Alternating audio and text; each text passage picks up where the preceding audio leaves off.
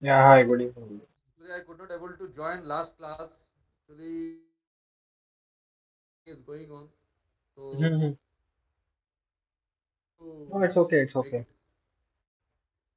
It's okay, no problem, no problem.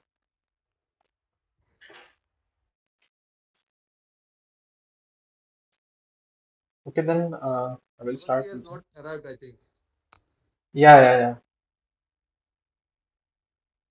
He hasn't arrived yet. That's what I was waiting for him. So once he comes in, maybe then I can start, or else I'll start in 5 minutes. Yeah, we can like wait. Mhm.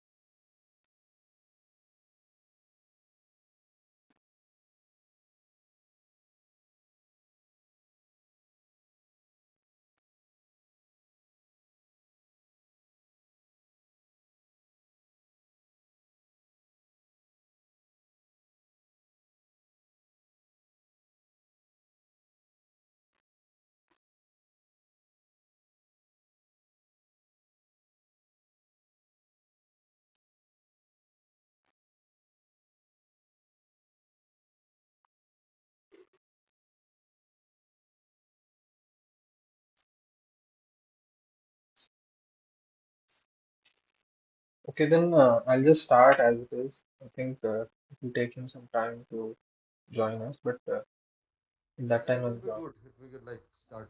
I think Yeah, you won't be. yeah. So welcome everyone. My name is Rohan Jadhav, and today we'll be seeing the 10th session for the polymer reaction engineering. This will be helpful for you to solve the upcoming assignment. So starting with the first question. The first question is about that particle nucleation will occur due to both the homogeneous and heterogeneous nucleation mechanisms. If, and we have to choose the correct options. There have been given four options right here. Monomers are water soluble. The monomers uh, are water insoluble. The concentration of surfactant is small enough for the formation of micelles, and the concentration of surfactant is very high that the micelles formation can occur easily. So particle nucleation can first of all can occur by heterogeneous or homogeneous nucleation processes, and for that to occur, the the rate of coefficient of radical entry into the micelle formation and the number of micelles in the reactors will be controlled. So with that respect, the if the monomers are water soluble, what will happen is that homogeneous nucleation will be much more favored because the homogeneous nucleation occurs when the phases are like in the same phase, like the nucleation is occurring in the same phase. So if the monomer is going to get water soluble, if it's going to dissolve inside the water itself, then easily the homogeneous nucleation process can take place. So first one is the correct answer. But subsequently, you can see that the fourth option, the concentration of surfactant is very high, that the micellus formation can occur easily. So micelle formation, since it is occurring, as I said, number of micelles in the reactor is also very important for the nucleation. And since micelles are different than the monomer itself, since they are formed by the solvent, the concentration of surfactant is very high that the micelle formation can easily occur. And this micelle formation helps in another nucleation, which is the heterogeneous. Since micelles can be of different phase, since the surfactant is making them, so the particle nucleation, then it occurs on the monomer itself, and the monomer is also soluble. And when the concentration of micelles is very high, number of micelles is very high. So the first one and the fourth one is the correct answer for this question. Moving on, what factors affect the molecular weight distribution in emulsion polymerization process? So in emulsion polymerization process, what happens is that the we have been given four options here. Initiator type and concentration, temperature and monomer concentration, surfactant concentration, and kinetic length. So as we had already uh, seen in the previous classes that the kinetic length is very much dependent upon the it's important to define the chain chain length or the molecular weight distribution of a polymer itself.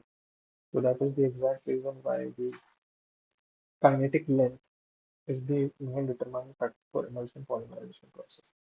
Kinetic length occurs when the chain transfer agents are present inside the emulsion polymerization process, and when they are transferring their activity to one or the other monomers which are present inside.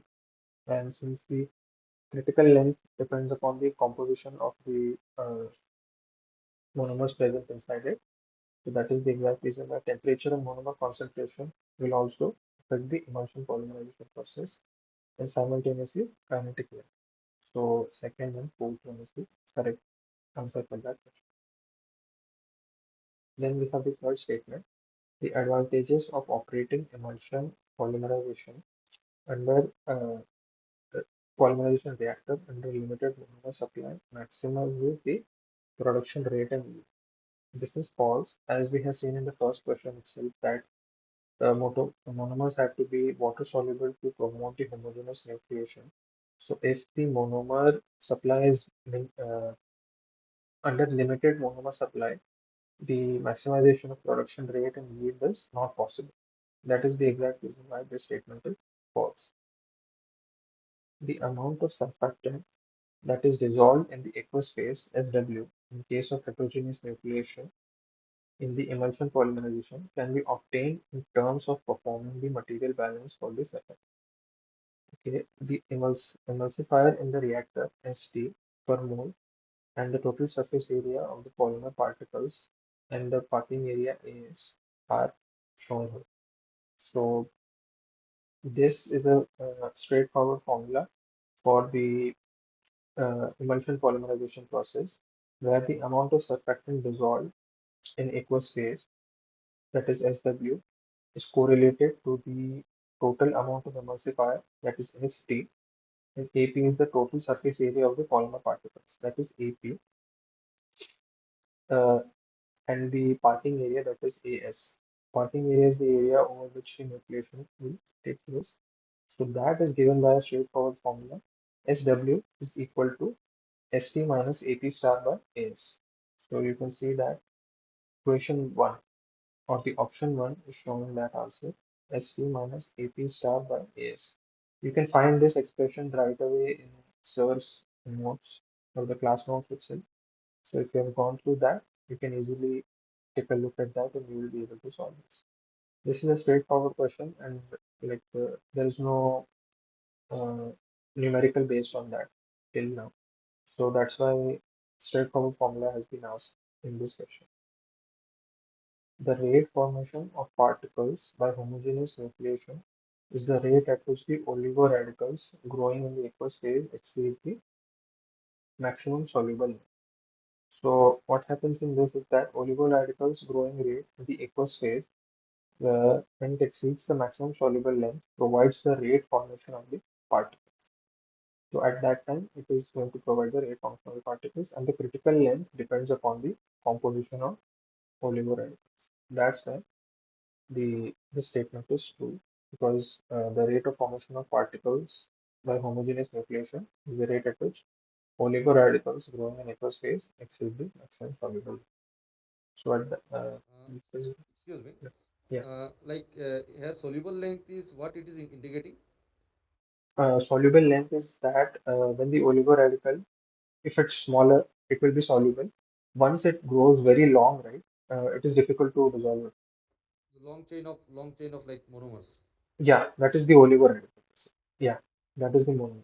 Uh, So if it so in the it is oligoradical is growing in the aqueous phase exceeds the maximum soluble length. The rate formation of particles by homogeneous nucleation is the rate. So this is the true statement. What are the ways to remove a residual monomer? So to remove the residual monomer, what we need to do is there are different methods for post polymerization processing where you can remove the residual monomer. So here we have 4 points here. First is post polymerization, then we have devolatilization process, then controlling the rate of polymerization, introducing fresh radicals at the intermediate stage of polymerization.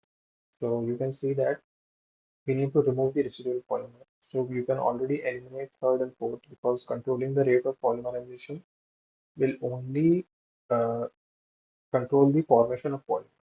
Any kind of residual polymer which is present at the end won't be removed. So you can eliminate the third option. Fourth one is introducing fresh radicals at the intermediate stage of polymer. This will actually promote the formation of residual monomer because fresh radical is available at the intermediate stage. So more monomer formation will take place and polymerization reaction will be disadvantaged. So these two are not used for the residual monomer, removal of residual monomer. Instead, post-polymerization process and devolatilization process are used. So what happens in post-polymerization is it consists of inserting fresh radical generating systems to polymerize. What this does is at the final stage, introducing fresh radicals at the final stage, what it will do is it will polymerize the remaining monomer. So the residual monomer which is present, it will polymerize them. So that should be done in the post-polymerization. So in that case, what happens is the residual monomer will get polymerized.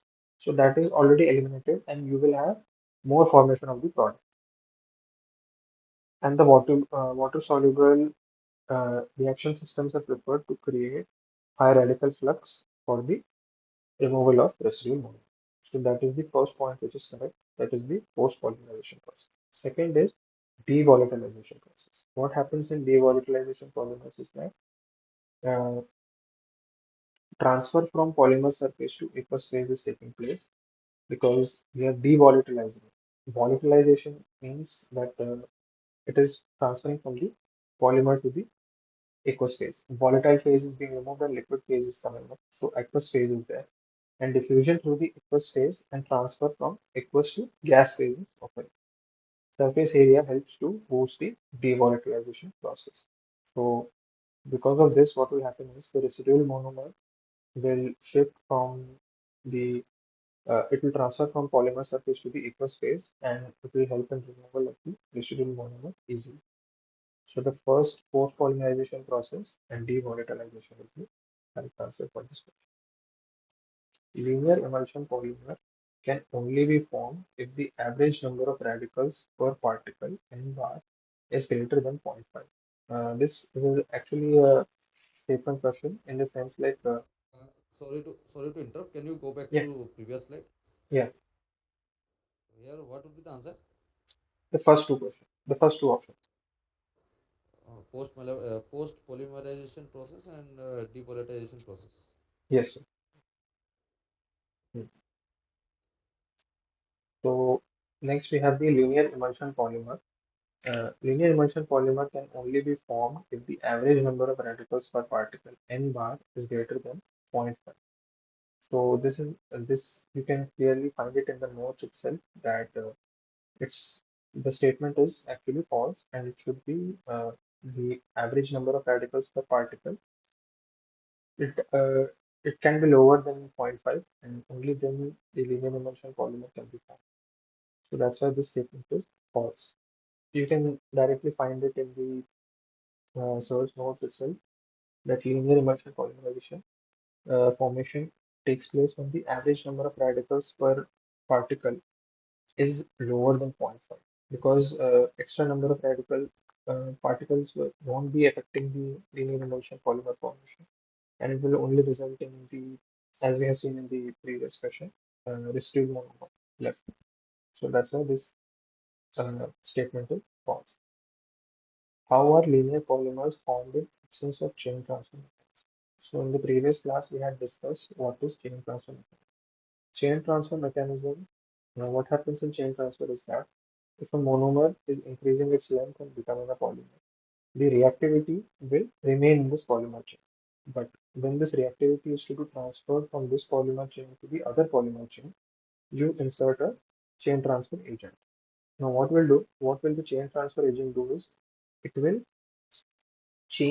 it will change the reactivity of this chain to the other chain.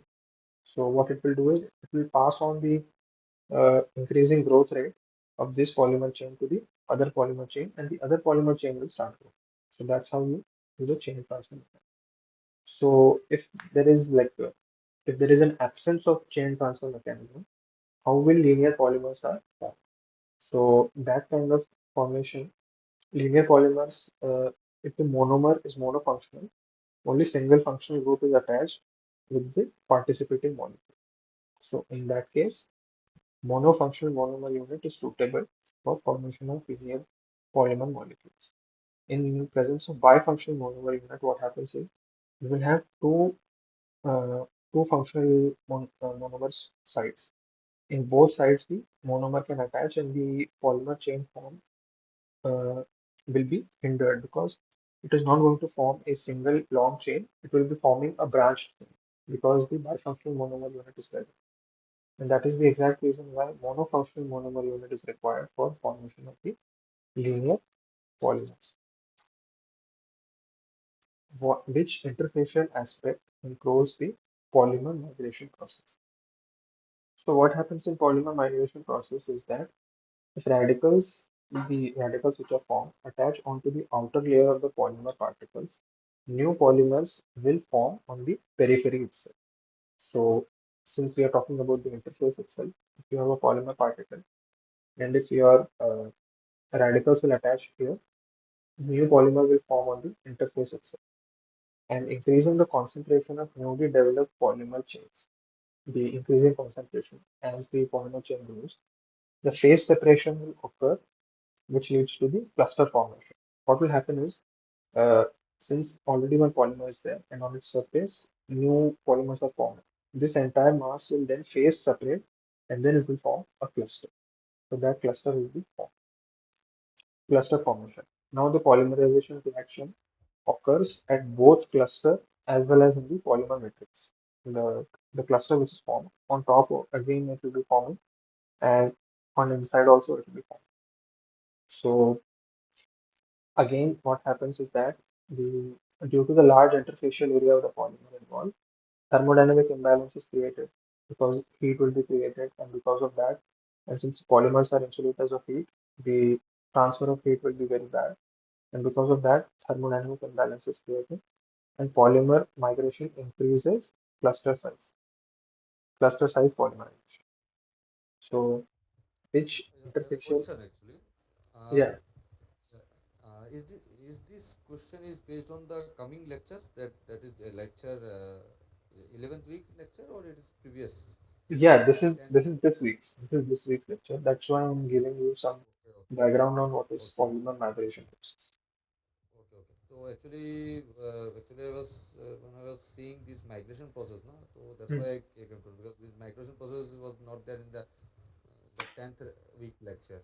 So what is Ah, this migration actually?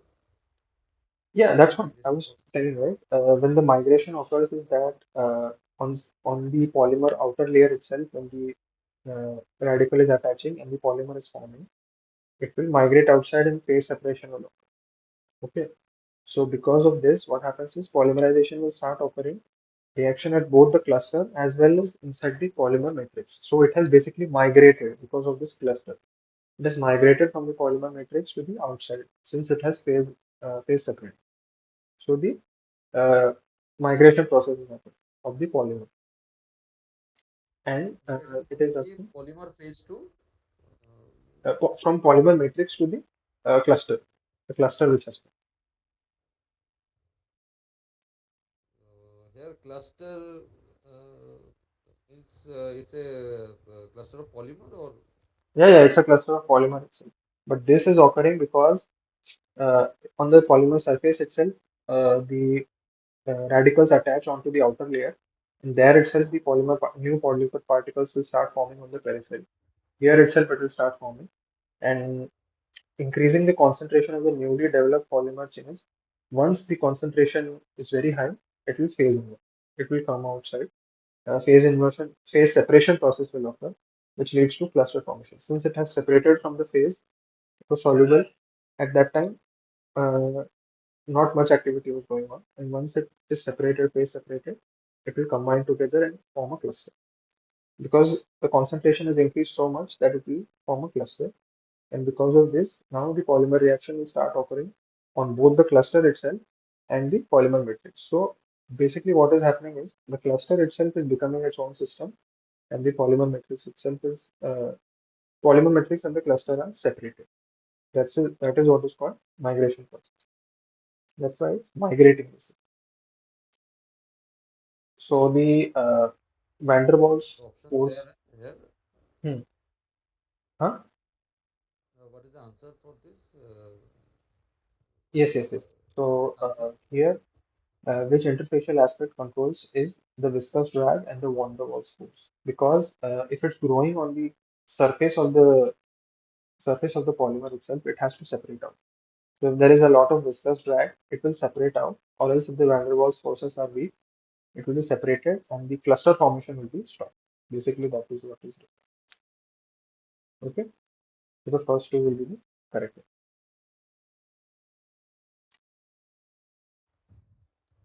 Okay. Next is how can Taylor number be improved in Cow Taylor flow reactor? So what happens? First of all, what is Taylor number? Taylor number is the ratio of inertial forces due to rotation divided by the viscous forces. Viscous forces which are to 2003 period. So that time it was like direct interview basis, okay. and Okay. now that is a common entrance. Entrance in the sense like they will call for, and we have a ISRO centralized recruitment board (ICRB). Okay. So through that they absorb.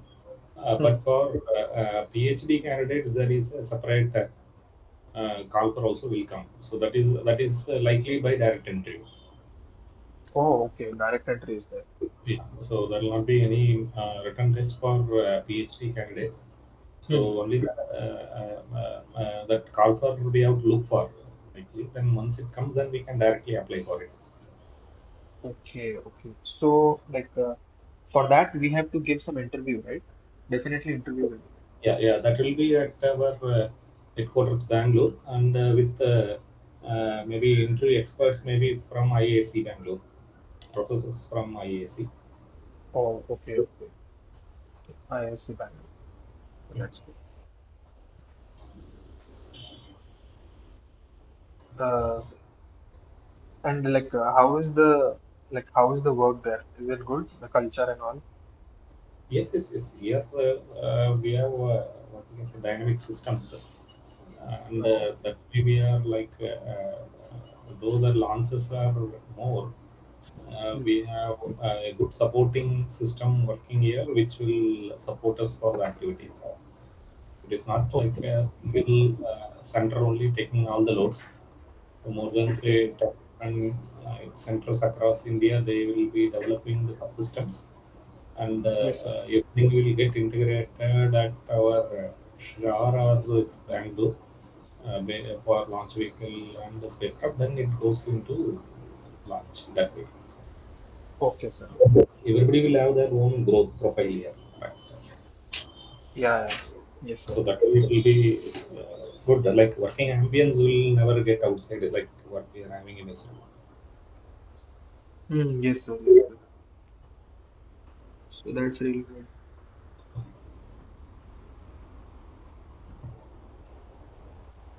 Okay, then, sir. We'll see for today's class. Yeah, yeah, Yeah. So for today's class, hello everyone. My name is Rohan, and this is the fifth session for the polymer reaction engineering class. We'll be seeing few problems which will help you solve the assignment number 5. By now, assignment number 6, sorry, the week 6 lectures have been released, and I think the assignment is also out. So maybe one or two questions in this might be related to that. So you will have to go through the course material first to understand. So yeah, that will be much. Yeah. Yes.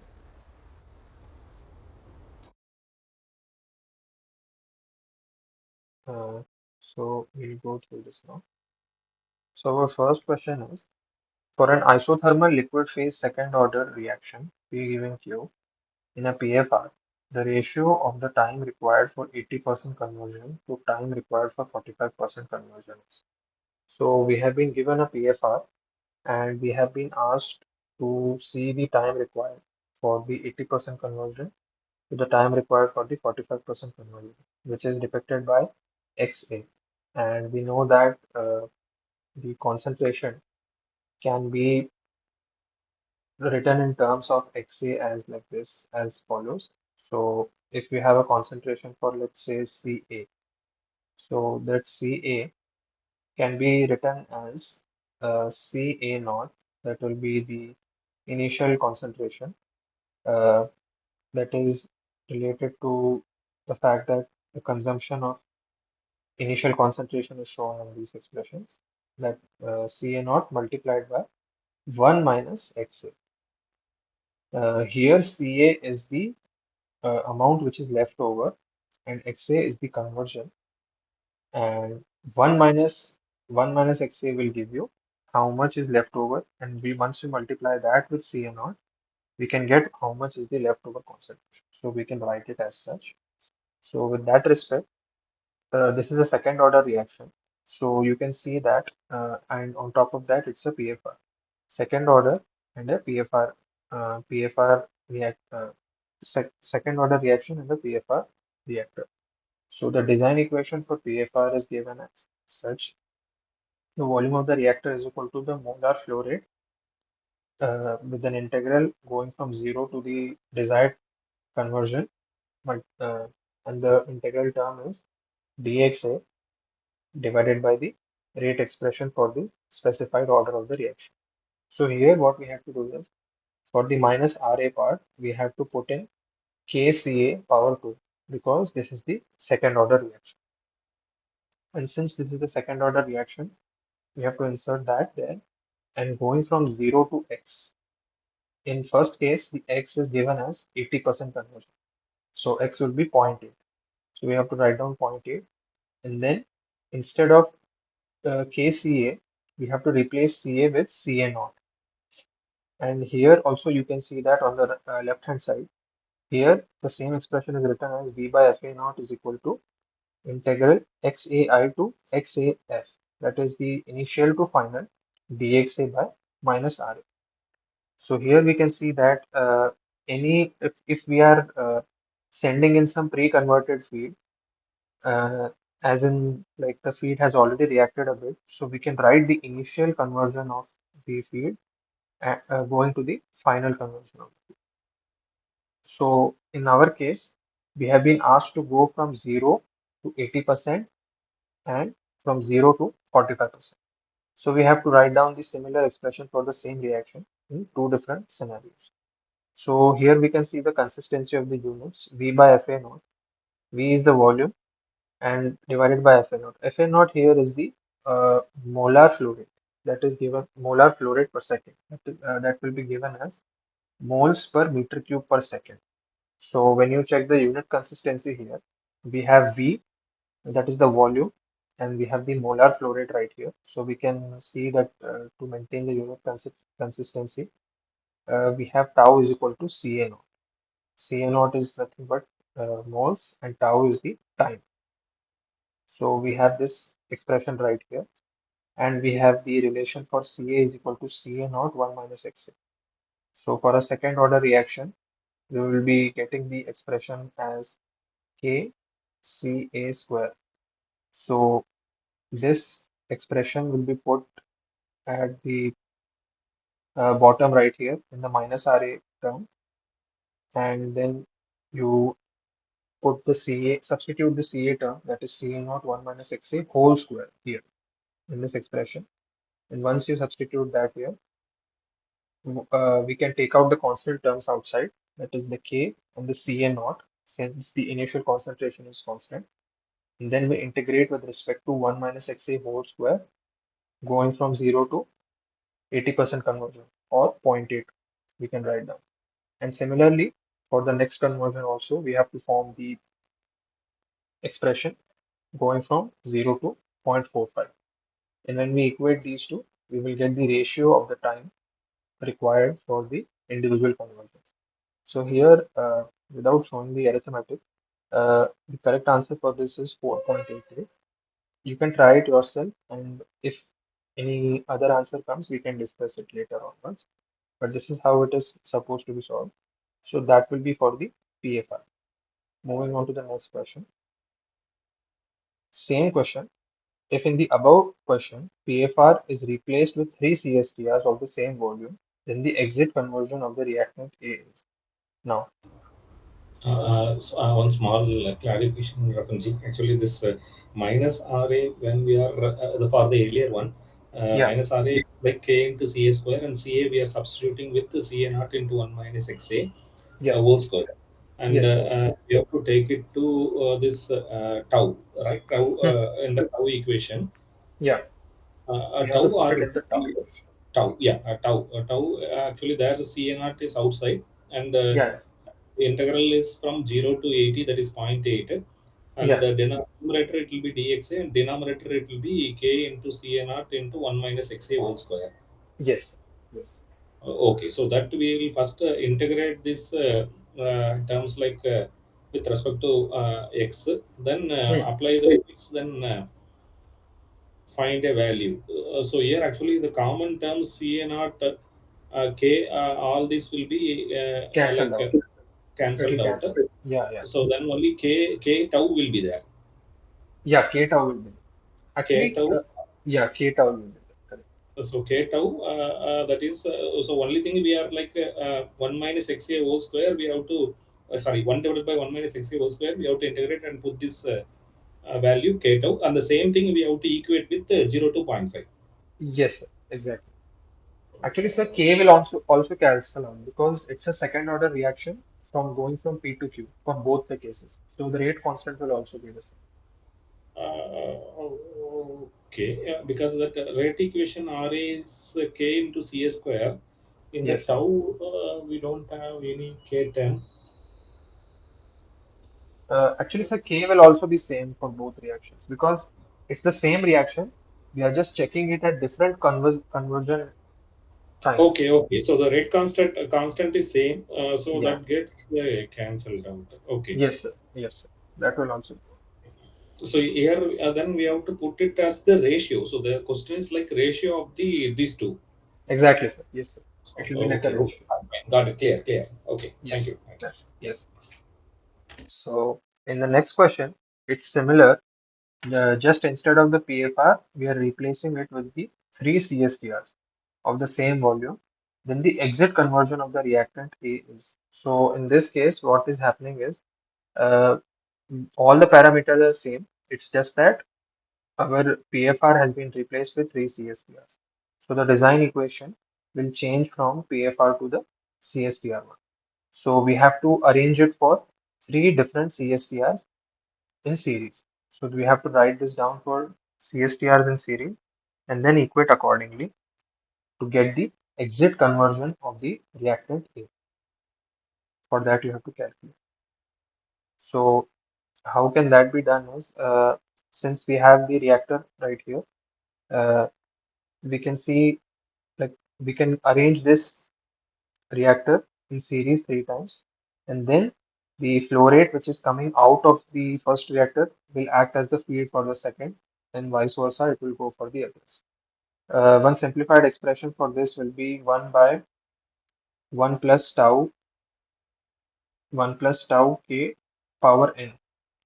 That will give you tau c naught power n. That will give you the expression for the uh, tanks in series design for the CSTR. So if you take a look at that, it will be shown in the notes from the professor also. So from there also you can get it. CSTRs in series will have an expression similar to that. And when you substitute accordingly, you will have the value for the exit conversion of reactant A. So this is a bit of an arithmetic problem. So we will Yeah. have to go through the yes, sir. We will have to go through the notes from Sir actually for this. Just to clarify, now Yeah. the equation says only one information, like we are having three CSTR. Hmm. The other data we have to take from the earlier. Yeah. So earlier also like okay, because conversion only is discussed earlier, Yeah. Yes, sir. time with respect to time. So here we are having 1 by 1 plus tau into CA naught. Yes, sir. 1 by 1 plus tau into C. Okay. So like three reactors in series also with CA naught initial concentration, how we will find? Uh, Sir, we can use the information from the previous one, like all the expression and the time required for both the conversions is given. So that will be the same, and that will be equivalent to how much it is converting for the same PFR, because we can replace CSTRs in series with a single PFR. So that's how we have to proceed with this. Okay, because some I think I am not getting it clearly because I don't know whether my understanding is not clear because actually now we are having a PFR. Last question we got two answers. Maybe one is with respect to the tau for 80% conversion. Another one is tau for 45% conversion. Like two values are there Yes, for sir. zero point 0.8 and 0.45 in terms of seconds. Hmm. So that is there. And second thing is that CA naught, that initial CA naught, Hmm. we can calculate. Okay, that also we cannot directly get it. Yeah, like we cannot directly get that. We have to just get it in terms of it. Yes, sir. That is Uh, CA. and sir, the expression is like this. X is Okay. equal to 1 minus 1 by 1 plus tau k power n.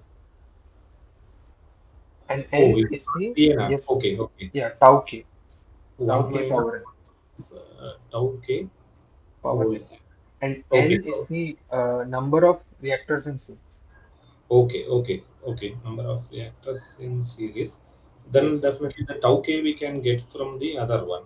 Yeah, yes, sir. Tau we have already, yeah, tau k we can get from the other. Yes, sir. We can get the tau k term easily from the, Okay. yeah. When it is a direct from there, we can substitute with the n as 3, we will get the answer. Yes, sir. Exactly. We can get. Okay, thank you. Yes, sir. And similarly, what you can do is, if you want to write it in terms of disappearance of your reactant, We can write it as K Ca naught or Ca, whatever the desired like variable is equal to K multiplied by Ca naught divided by 1 plus tau K power n. 1 by K Ca naught divided by the 1 plus tau K power n. Again, this is the expression for the CSTRs and CAs. 1 plus tau K power n.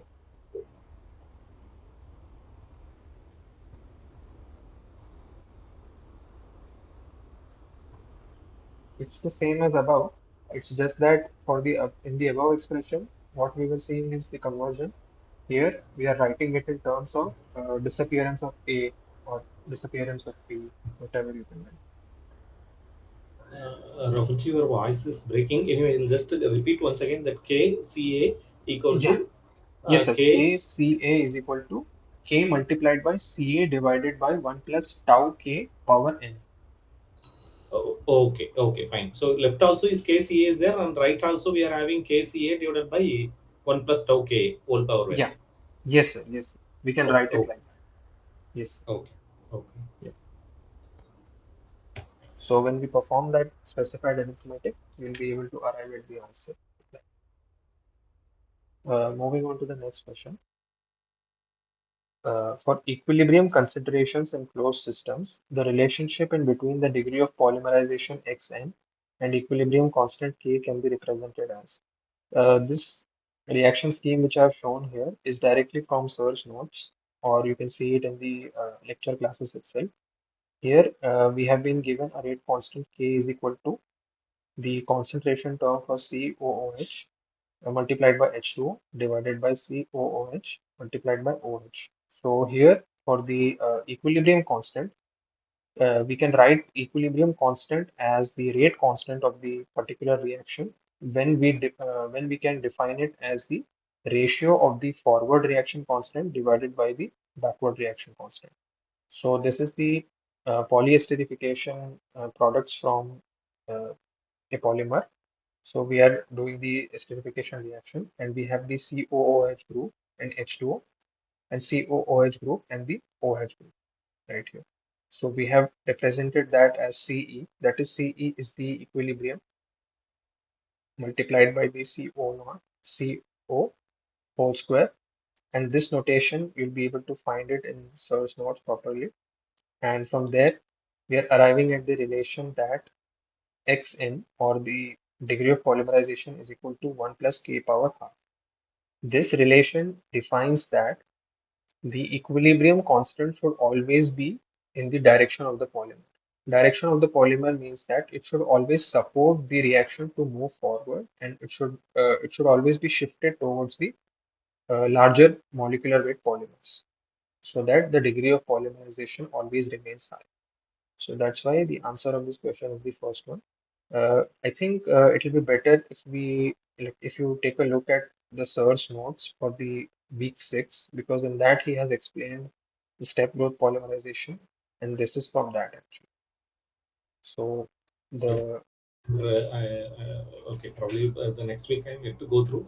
Just to clarify, here, yes, this K we are referring it as equilibrium constant. It is not rate constant, and yes, degree sir. of polymerization is 1 plus like square root of K.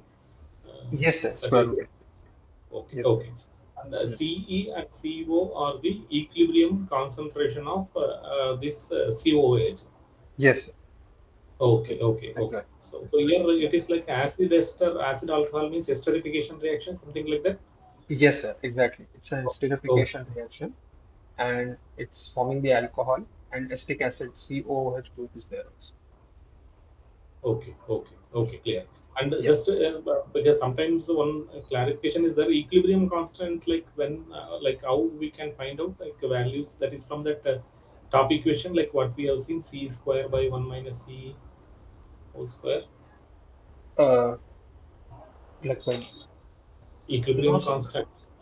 Actually, sir, equilibrium constant will be given in the question most of the Okay, times. okay, okay, fine, fine. Okay, It will be given because that's very difficult to calculate, and equilibrium constant will be given in the question. okay, okay, fine, fine, fine, fine. Yes. Thank you, Yeah. thank you, thank you. It is important to remember these relationships so that you can interconvert easily. Like if you have been given the degree of polymerization, you can arrive at the equilibrium constant, or vice versa. You can do that.